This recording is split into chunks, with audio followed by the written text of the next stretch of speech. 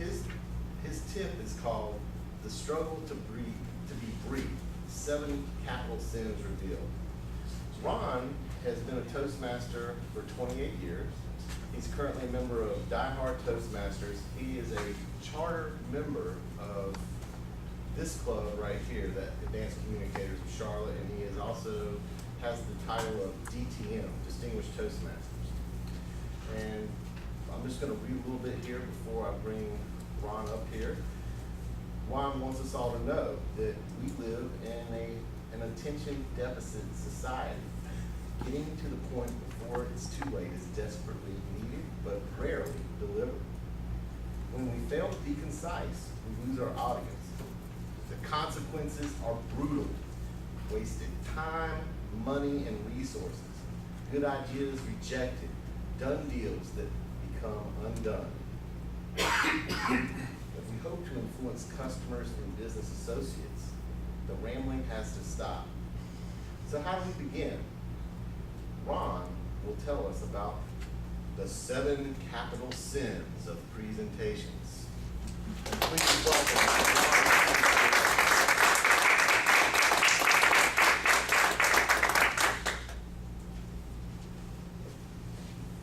Thank you, Mr. Toastmaster, fellow Toastmasters. Why do we call them the capital sins? Because they're worthy of punishment by death. Might not be your physical death, but could be death of your business or your profession or your job if you can't get to the point.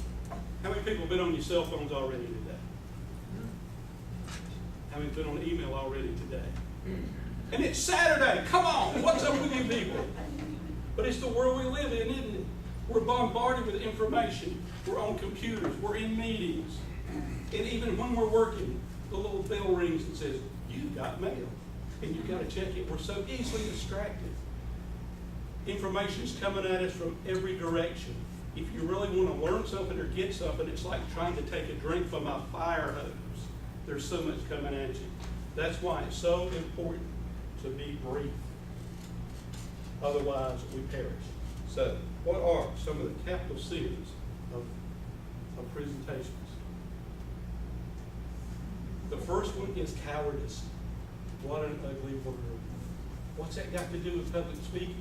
It has nothing to do with fear of your audience. It's fear of telling the truth. It's fear of giving the bad news. Because sometimes when you make a presentation, it might be something that's not really popular. You may be telling the cost of something. As a project engineer, I can tell you management never likes the cost and never likes how long it's going to take. You may be cutting benefits if you're in HR or giving some other news. Anything that's change is bad news for somebody. People don't like change. So what do people do? They dance around it. They won't say exactly what's got to happen in their presentation. That's cowardice. It's not being forthright. You don't have to be mean, you don't have to be punishing, but you've got to be forthright and say what's got to be said. Don't be a coward. Confidence. Well, confidence is a great thing, isn't it? We all like to have confidence. You need confidence to be a speaker. You ever see anybody that's a little bit overconfident? You ever know anybody that is just so confident that they know more about their subject than anybody else in the world, that they'll go on and on and on and on to infinite detail? That's what too much confidence does. It's good to have confidence. You've got to believe in your message, but don't take over. Treat people like people. Tell them what they need to know. People with overconfidence have a tendency to want to show you how smart they are rather than help you learn what you need to learn. So overconfidence is one of those deadly sins. The next one is callousness. And you don't have to be in the meeting for this one. You ever sit in your office and somebody puts their head in the door and says, "Got a minute?" As soon as you make eye contact, you're dead. You're a prisoner. Because it's never a minute. They've got a question to ask. Now, you're at work. Everybody's under deadline. Everybody's under pressure because things have got to happen. So that minute turns into 20 minutes or 30 minutes because after he gets his questions answered, he's got to drone on and on about what he's working on and how important it is. And so that's being callous. It's not being respectful of someone else's time. When you do that, you eventually will lose their respect. If your evaluations happen to have peer reviews, they're not going to be too good. The next one is comfort. Well, we like to be comfort. We want to get in our comfort zone. Because in Toastmasters, that's what we're really overcoming. We want to get outside that comfort zone and go where we've never gone before. Now, we get to be friends with people at work. In this particular picture, somebody's having a party, they're having a drink, they become friends. This is outside the workplace. When you go back to the workplace, you're friends, you've got a better bond, you cover each other, but you're in the workplace. So don't overdo it with the comfortness and start just talking about things and taking up time for things that are unrelated to work. So you can be comfortable, but be respectful. Confusion. These are real signs. And this is a great example here. Don't go that way, don't go that way, don't go that way, don't go that way. Well, what does all that mean? It means stop. That's being brief. And some people like to just, do a core dump of all the information they've learned without giving any kind of analysis, any direction as to what it all means. Well, I told them what they needed to know, but you've got to boil it down.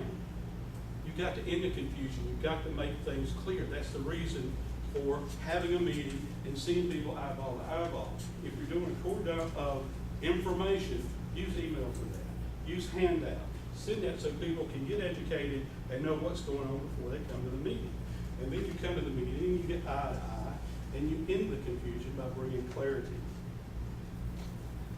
Complication. I went back at UNC Charlotte. I was looking for a math book, and I picked up one, and in the very back, it had a quote. It said, everything should be made as simple as it can be, but not simply. The quote was by Albert Einstein. Now, I think Albert could handle complicated. He was a pretty smart guy, but he believed things should be made simple. A lot of people in presentations try to make things appear overcomplicated so nobody else could possibly understand the subject except for them. That's the real message. And really what we want to do is end the complication, make things simple, boil things down to what matters for that group, for that meeting, for that purpose. Making things complicated doesn't help. Eventually, that will hurt you in your career. If you can't make people or help people understand what you're talking about, you have failed as a speaker, as a communicator. Getting what I know and what I feel from here to here is the holy grail of communication. If you don't do that, you fail. Carelessness. I've never been to a meeting that looked like that, but I've been to some that felt like that. Everything just fell apart. Careless means really being verbally sloppy, not really preparing, not knowing the information. If you're really good, you can listen to an hour of data and condense that into 2 minutes. It makes sense. And that's really what you want to do when you're speaking with people.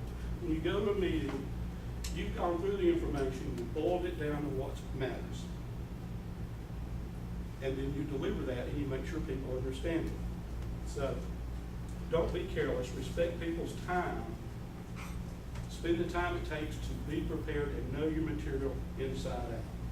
Now, how can we do this in the real world? We've got to just learn to be succinct. When we do a presentation, we need to deliver the message. Say you've got an hour, so many people think, I've got an hour to build this to a crescendo. By the time you get there, everybody's left. I read a story about an executive meeting that was for, I think it was for Salvation Army. And they were trying to collect money and raise money. They had a bunch, 300 executives came to this meeting, and the speaker had 20 minutes to make a point. He said, I'm going to do a great job. He spoke for an hour. At the end of that hour, the room was half empty. Those men were gone with their wallets, and the ones that were left were not even good. So we've got to learn to get to the point. When you do a presentation, go for 10 minutes when you've got an hour. Do the executive summary. Then you've got time to talk and give and take. You better know your material and let your audience be involved with the solution you're presenting. If you do that, you will be successful, and maybe you won't have to receive capital punishment. Mr. Toastmaster.